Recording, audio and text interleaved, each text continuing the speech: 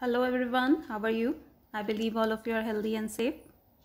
Students, today we are going to go through the last poem from the book Snapshots of Class 11th, written by Vikram Seth. This is a beautiful satire. The title is The Tale of Melon City, and as you can see here in the picture, a melon is crowned properly. So let us see that how did the melon get the crown. But before going through the poem itself, let us learn about Vikram Seth, the poet. Vikram Seth, who was born on 20th of June 1952 in Kolkata, happens to be an Indian poet, novelist and travel writer known for his verse novel The Golden Gate in 1986 and his epic novel A Suitable Boy. The son of a judge and a businessman, Seth was raised in London and India. He attended exclusive Indian schools and then graduated from Corpus Christi College, Oxford.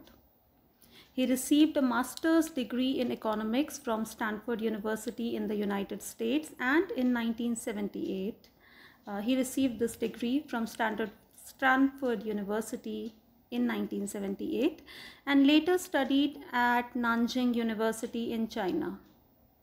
In 1987, he returned to India to live with his family in New Delhi. The awards that he has received are Padma Shri and Sahitya Akademi Award. And these are some of the books written by him. A Suitable Boy, a very famous novel, The Golden Gate, Two Lives, and Mappings. The poem that we are going to go through belongs to this particular book, The Mappings. And it is a satire. So let's firstly go through what a satire is.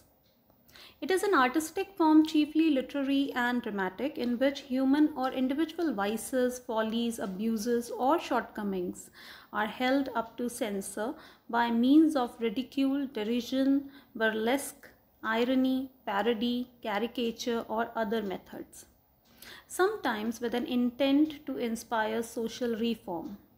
So once you are gone through the poem, later you will realize that this one is a perfect satire, which talks about something wrong going on in the society and how reform can be presented. In class 10th, you must have read the one-act play, A Proposal. There also it was clearly mentioned that how people are too much attracted towards money, and that is how they often change their character and their viewpoints. So this one happens to be a brilliant satire. And let's now learn about the theme of the poem. The Tale of Melon City by Vikram Seth is a satire about a king, his ministers, and the kingdom. The king has been ironically called lawful, but in reality he stretches justice too far. Due to this quality of his character, one day he himself is hanged. The ministers also are a group of fools who decide an odd way to choose the next king. An idiot announces that a melon should be the king, and people unhesitatingly crown a melon as their king. People also do not bother who their king is, as long as they enjoyed their freedom. And that is the main theme of the poem. Now let us go through the text as well as the explanation. Here it goes. In the city of which I sing, there was a just and placid king. The king proclaimed an ark should be constructed that triumphally would span the major thoroughfare to edify spectators there. The workmen went and built the thing. They did so since he was the king. The king rode down the thoroughfare to edify spectators there.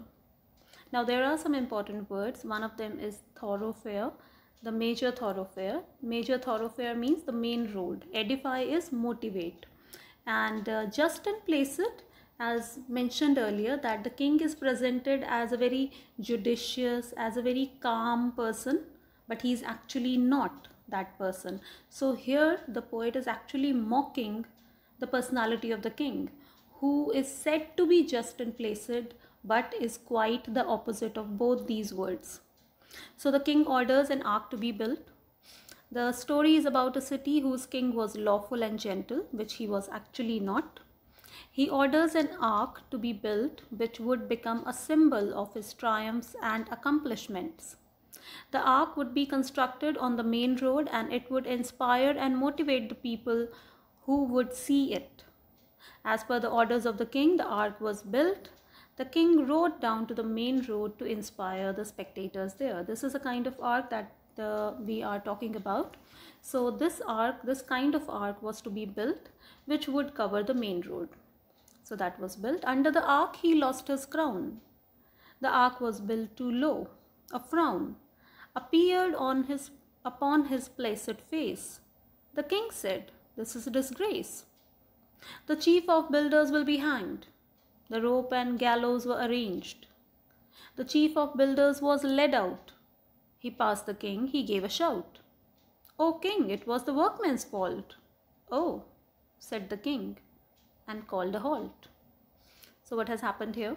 That when the king was there to inaugurate that particular ark, he lost his crown. Maybe the crown touched the ark. The ark was built too low.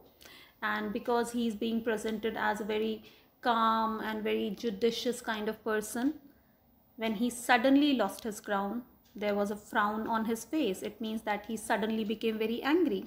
And he suddenly, instantly gave an order that the chief builder should be hanged, and rope and gallows were arranged. So this shows that he was neither just nor placid. Neither he was calm-headed. The moment he lost his crown, he wanted somebody to be hanged. Nor was he judicious, that how he lost his crown, what kind of punishment should be given. No, he did not think about it at all. He only wanted the chief builder to be hanged. The ark was built too low and the king's crown fell down when it struck the ark. It was a disgrace for him. He ordered that the chief of builders should be hanged for this mistake. The arrangements for the hanging were made. The chief of builders was called. So he gave a halt to the proceedings when the chief builder said that it was not my mistake. Being just and placid now, he said, "I must have all the workmen hanged instead." The workmen looked surprised and said, "O king, you do not realize the bricks were made of the wrong size." "Summon the masons," said the king. The masons stood there quivering. Quivering is shivering. "It was the architect," they said. The architect was summoned. So the blame game is actually going on. "Well, architect," said His Majesty, "I do ordain that you shall be hanged." Said the architect, "O king, you have forgotten one small thing. You made certain amendments to the plans when I showed them to you." The king heard this. The king saw red. In fact, he nearly lost his head. But being a just and placid king, he said, "This is a tricky thing."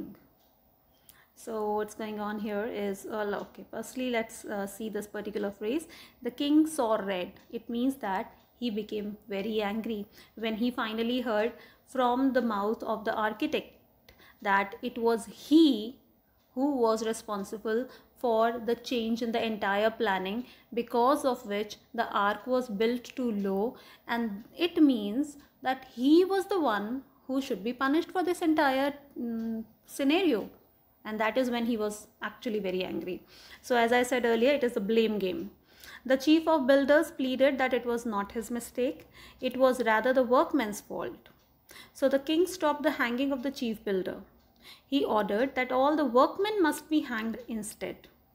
The workmen claimed that the bricks used were not of the right size. So the masons were called. They were trembling in fear. The masons in turn blamed the architect for a wrong design. So this is the blame game, yes, but what is happening with the king?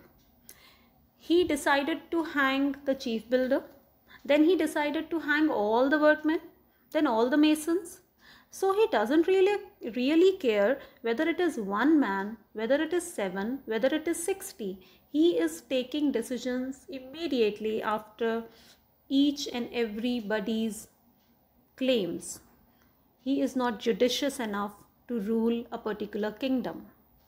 Well, moving forward, when the king heard that he was being responsible for everything, and then he said that it's a tricky thing and I need some counsel. Bring to me the wisest man in the country. The wisest man was found and brought, nay, carried to the royal court. He could not walk and could not see, so old and therefore wise was he. But in a quavering voice he said, the culprit must be punished. Truly, the ark it was that banged the crown off, and it must be hanged. So when the king needed some counsel, the architect was called. The king ordered that the architect must be hanged. The architect reminded the king that he himself had changed the original plan of the ark when it was shown to him some time back. And that is when the king needed some kind of advice. The king realized that the blame had shifted to him. It was a tricky situation. The king withdrew for consulting some wise people. He asked for the wisest man in the country. The wisest man was chosen on the criteria that he should be very old. The person chosen could not walk or see properly, and he was carried there by other people. The wisest man said in a very shaking voice, because he was such an old man without any teeth or something, that is why his voice was quavering, shivering or shaking, that the culprit should be punished. Now what is the decision made by that wise man? He announced that it was the ark that banged against the crown, so it should be hanged. So what is happening here? The ark which was to be inaugurated happens to be the culprit, and then it has to be hanged. So some moments ago they were actually going to inaugurate the ark. Now they are going to break it off and hang it. So to the scaffold the ark was led, when suddenly a counselor said, how can we hang so shamefully what touched your head, your majesty? True, mused the king. By now the crowd, restless, was muttering aloud. The king perceived their mood and trembled and said to all who were assembled, let us postpone consideration of finer points like guilt.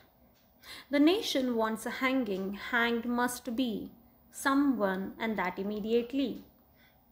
The nose was set up somewhat high. Each man was measured by and by. But only one man was so tall. He fitted. One man, that was all. He was the king. His majesty was therefore hanged by royal decree. So the ark was being taken for the hanging when one of the counselors said that the ark actually touched the royal head with respect. The king agreed to that. But the crowd was getting restless and wanted a hanging. Perceiving the situation, the king ordered that someone must be hanged, guilty or not. So, the people gathered there to see an inauguration. They could not see the inauguration. Then they realized, okay, the chief builder would be hanged. Then they realized, okay, the workmen would be hanged, the masons would be hanged. And they were standing there for so long, nothing was going on. Neither the ark was being inaugurated, nor anybody was getting hanged. And that is when the king realized that something should be done. I mean, they cannot inaugurate the ark anymore because they have already broken it. So let us hang somebody. And let us not think who to be hanged. I mean, whosoever fits inside the loop, let the person be hanged. Later we will think that, who should be responsible for all that. The loop of the rope was set up quite high, and each man was measured to its height. I mean, whosoever will fit inside, they were going to hang that person.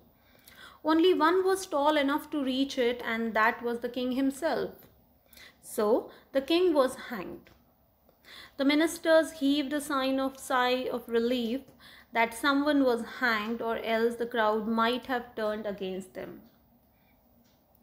Thank goodness we found someone, said the ministers, for if instead we had not, the unruly town might well have turned against the crown. Long live the king, the ministers said. Long live the king is dead. They pondered the dilemma then. Being practical-minded men, sent out the heralds to proclaim in his former majesty's name. So the ministers were indeed very happy that they had actually found somebody, and someone was hanged finally. Doesn't matter if he was the king himself. And then when they said, long live the king is dead. It's very ironical. But then came the dilemma. There should be somebody to rule the nation.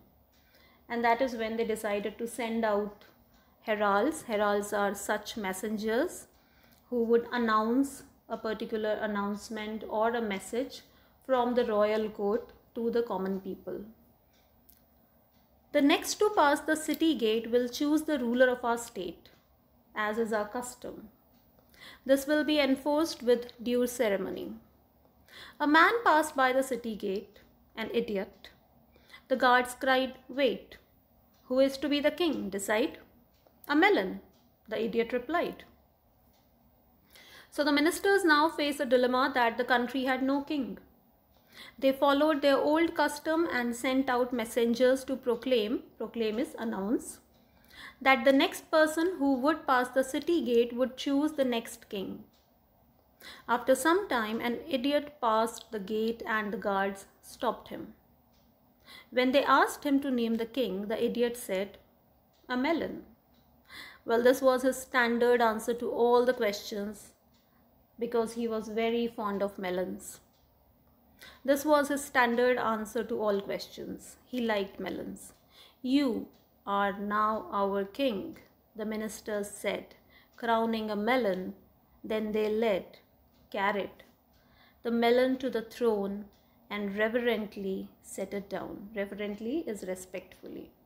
So finally they found the king. It was a melon, and very respectfully he was carried to the court, and the ministers said that "You are now our king," the melon king. After the answer given by that idiot, a melon was made the king of the city. The ministers respectfully carried the melon to the throne and set it down on the king's throne. This happened long ago. So let's go through the last part of the poem. This happened years and years ago. When now you ask the people, "So, your king appears to be a melon. How did this happen?" They say, "Well, on account of customary choice. If His Majesty rejoice in being a melon, that's okay with us. For who are we to say what he should be as long as he leaves us in peace and liberty?" The principles of laissez-faire seem to be well established there. So this happened years and years ago. If now you ask the people why their king appears to be a melon, they reply that it is a customary choice. It is a custom actually. This is how they always choose the king. The earlier one, the one who was very foolish and was always on a slippery ground, was also chosen like that. It makes no difference to them if their king was a melon. They are happy because the king doesn't interfere in their lives. They live in peace and harmony. So for the people living in that particular state, it didn't really matter who their king was. They were happy. They were living their life in freedom. The king was not interfering in their life, so it doesn't really matter. Now let's go through this French phrase laissez-faire. For leave alone. It means that leave alone. It also means the doctrine of avoiding government interference in business. So these principles worked well in the melon city when a melon was made the king, and that did not interfere the lives of his subjects. They were happy till the king let them live in peace and liberty. Why would they question the authority of who is sitting on the throne? Because they did not care. After all, their life was peaceful. The ruler was not interfering in their personal arena. So it doesn't really matter. And this is how it is a wonderful satire. People living in a democratic country like we do, Indians, we choose our representatives every 5 years. But we never question the authority. It doesn't really matter to us whether the person whom we have chosen asks the questions that are related to us in the parliament or in such legislative assembly or in such places. We just go out, use our right to vote, and we feel happy about it. But we do not ask questions. We do not go for a follow-up. And that is how we end up choosing maybe not the right person, but it doesn't really matter to us because we are living our lives peacefully. But when our lives are hit by any of those rulers, the petrol prices they rise, the other issues that are directly associated with us, then we start questioning. Otherwise, we just don't question. Now let us talk about the just and placid king. The phrase just and placid is significant because the king in the course of the story turns out to be the opposite of this phrase, which means who does justice and can't be easily excited. But the king is quite opposite, whimsical and easily influenced. His exaggerated sense of justice caused even his own death. He used to lose his temper even over a small incident. He was too good to be of any use. And the message of the poem, Vikram Seth gives a message that how by thoughtless actions people choose irresponsible government and the whole kingdom would turn into a farce. People need to be wise and careful in choosing their governments, which in turn should be responsible and transparent to the people. So when we end this poem, we come to know that yes, it is a satire, brilliantly written. The story is pretty simple, everybody can understand it. It is the message on which you must focus. And I will end this session with the quote of Benjamin Franklin. It is the first responsibility of every citizen to question authority. If we have been given the right to choose, we must be asking questions. Why is it not done? Or why is it done? So with this, let us close the session for today. I believe you have enjoyed the poem. Go through it all on your own. You will have a great laugh and you will get a great message too. Thanks a lot.